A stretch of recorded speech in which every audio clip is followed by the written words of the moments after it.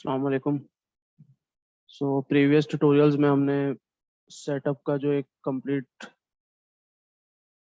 Process है वो देख लिया था कि किस तरीके से सारी चीज़ें क्रिएट हो रही हैं।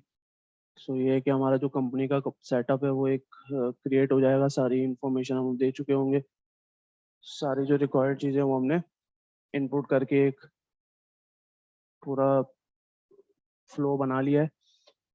अब नेक्स्ट जो इसमें चीज़ें हैं वो आगे अकाउंट्स रिलेटेड और सेल्स और रिपोर्टिंग के रिलेटेड है। तो वन बाय वन उसको भी हम कवर अप करेंगे बाकी ट्यूटोरियल्स में।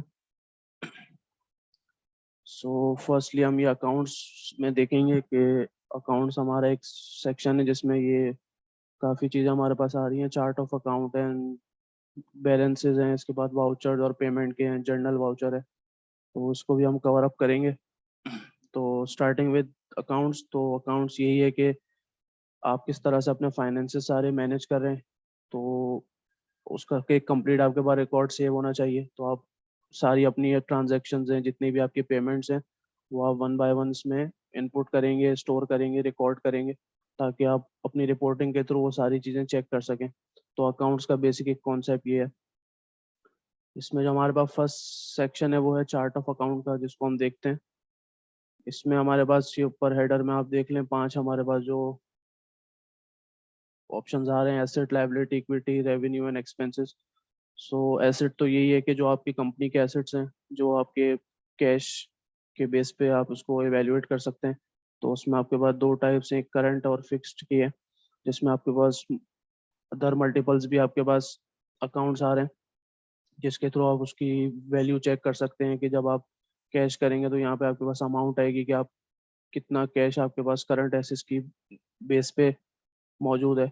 तो करंट एसेट वही है जो आपकी कंपनी जिसको ओन करती है, लेकिन वो फास्ट कैश में आपके पास कन्वर्ट हो सकते हैं, या आप उसको आप सेल करें, या जो ऐसे आपके प्रोडक्ट्स और इन्वेंट्रीज हैं तो आप उसको सेल करके एक फास्ट कैश के तौर पे उसको आप कलेक्ट कर सकते हैं।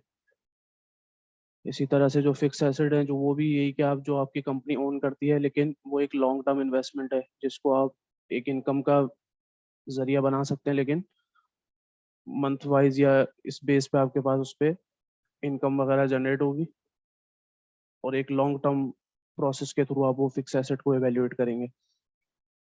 नेक्स्ट हमारा जो लायबिलिटी है वो भी करंट और नॉन करंट लायबिलिटीज पे डिपेंड करता है कि करंट लायबिलिटीज और नॉन करंट में क्या चीज़ें हैं कि जो आप कंपनी के ऊपर लायबिलिटी है जो हमें ख़त्म करनी है, या फिर हमें उसको पे आउट करके उसको रिलीज करनी है। तो वेंडर और सप्लायर्स जैसे इसमें एक अकाउंट है कि आपको उनको पे करना है जो भी आप परचेजेस कर रहे हैं अपनी कंपनी के लिए। एक्रूड एक्सपेंसेस एक होती है जिसमें आपके टैक्सेस हैं, सैलरीज आती हैं, आपके यूटिलिटीज़ के जितने भी एक्सपेंसेस हैं वो सब चीज़ें आती हैं। इसके बाद शॉर्ट टर्म लोन्स हैं, तो ये करंट लायबिलिटीज़ में आती हैं। और नॉन करंट में आपके पास एक लॉन्ग टर्म लोन्स आते हैं, जो आप अपनी कंपनी के लिए लोन अगर रिसीव करते हैं, फिर ये है कि उसको वन बाय वन आपको पे आउट करके उसको उस लायबिलिटी को ख़त्म करना पड़ता है। तो फिर थर्ड हमारे पास इसमें इक्विटी का ऑप्शन है। जो इक्विटी जो आपकी कंपनी जो उसको ओन करती है, कि कितना इसमें कैपिटल यूज हुआ है इस कंपनी को एस्टेब्लिश करने में, या ओनर की कितनी कैपिटल अमाउंट है, या कोई भी और एसेट के थ्रू अगर इसमें इक्विटी इन्वॉल्व की गई है। इसके बाद ओनर्स के जो ड्राइंग अकाउंट्स है कि ओनर ने कितनी इसमें वैल्यू निकाली है या अमाउंट ड्रॉ करी है। प्रॉफिट लॉस के जितने भी अकाउंट्स हैं, ये सब चीज़ें हमारी इक्विटी में आती है। रेवेन्यू फिर ये कि हमने कितना रेवेन्यू जनरेट किया अपनी सेल्स के थ्रू, अपनी जो भी हमने सेल्स की हैं ऑल ओवर अभी तक, उसमें आप अपना रेवेन्यू चेक करेंगे कि आपने उसमें सेल्स के थ्रू या डिस्काउंट के अर्न करते हुए कितनी आपने उसमें रेवेन्यू जनरेट किया है। इसी के बाद फिर आप इससे अपना प्रॉफिट कैलकुलेट कर सकते हैं, लेकिन फर्स्ट आपके पास रेवेन्यू होगा, और आपके जो अदर ऑपरेटिंग इनकम्स हैं कि कितनी आपने उससे इनकम के जो रेवेन्यू, मतलब आपके सेल्स के अलावा आपके कौन से ऐसे वेज हैं जिसके थ्रू आप इनकम इसमें अपनी कंपनी के लिए जनरेट कर रहे हैं। और लास्ट हमारे पास एक्सपेंस है, जो कंपनी के एक्सपेंस होते हैं कि जिसमें आपके पास यहाँ पे अकाउंट शो हो रहे हैं, कॉस्ट ऑफ सेल्स है, इसके बाद हमारे पास एडमिनिस्ट्रेटिव एक्सपेंसेस है। तो वन बाय वन इसको भी देखेंगे कि कॉस्ट ऑफ सेल में आपके पास क्या है कि इस मटेरियल जो आप परचेज कर रहे हैं, फैक्ट्री लेबर है, उनके जितने भी आप पे कर रहे हैं उनको। इसके बाद एडमिनिस्ट्रेटिव एक्सपेंसेस में ये सारी लिस्ट आपके पास आ रही है कि कैरेज के जो हैं discount, electricity expense, office suppliers के जो एक्सपेंस होते हैं वो सब चीज़ें हैं। इसके बाद सैलरीज है, इसके बाद व्हीकल एक्सपेंस। तो ये सारी चीज़ें आपकी एक्सपेंसेस में काउंट होती है। इसके बाद मार्केटिंग एंड डिस्ट्रीब्यूशन एक्सपेंसेस, जो भी आप मार्केटिंग पे अपना